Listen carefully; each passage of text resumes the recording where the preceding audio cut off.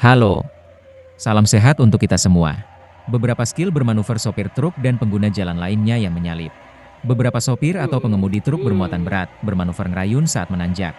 Biasanya sedang mengambil ancang-ancang, melaju dengan gigi rendah, atau menjaga putaran mesin, RPM, agar tetap stabil. Hal ini dilakukan agar truk tidak kehilangan tenaga, tidak mati mesin, dan tidak berjalan mundur akibat beratnya beban.